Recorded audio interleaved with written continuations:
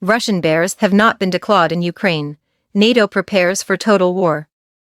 There is a warning that NATO must have the capacity to wage an all-out war with Russia within the next 5 to 9 years to prevent Moscow from having the opportunity to expand the Ukraine conflict into a larger confrontation.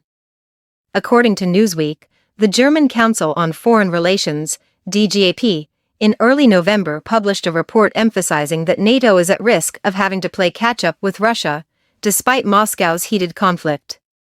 In Ukraine, two experts Christian Mulling and Torben Schutz of DGAP affirmed, Russia is the biggest and most urgent threat to NATO countries, and the North Atlantic Military Alliance is in a race against time. Once the fierce fighting in Ukraine ends, the regime in Moscow may need at least 6 to 10 years to rebuild its armed forces.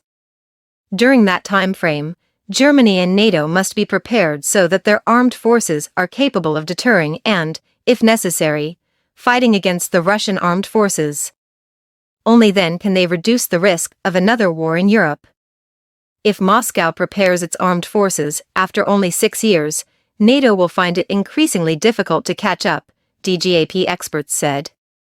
Talking to Rossiya 24 TV channel on November 1, Mr. Sergei Chemezov, CEO of Russia's state-owned corporation Rostec, said, "This year, we have increased vehicle production 7 times.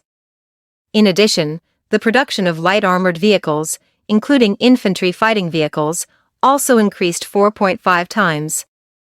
In September, Rostec's industrial director, Bikhan Ozdoev, said the corporation had expanded its production line of high-precision weapons to include Iskander tactical ballistic missiles and Kinzhal hypersonic missiles, Panzer low-altitude air defense system, bombs, artillery shells. Russian President Vladimir Putin and his top officials view the special military operation in Ukraine as a war against the Western collective and a preemptive strike against the US-led military bloc, always aimed at taking down and dividing Russia. To date, the uneasy peace between NATO and Russia is still maintained. Even when NATO weapons opened fire on Russian units in Ukraine, Moscow did not expand its activities beyond nuclear threats. Even though NATO is widening its borders with Russia and tightening, with the help of the European Union, Moscow's strategic options, both sides seem tacitly committed to war. Cold, instead of using hot weapons. Crisis Group senior Russia analyst Oleg Ignatov said, "They don't think of this as a war against NATO. They don't want this conflict. And I believe that all their nuclear threats are a signal to NATO not to intervene directly.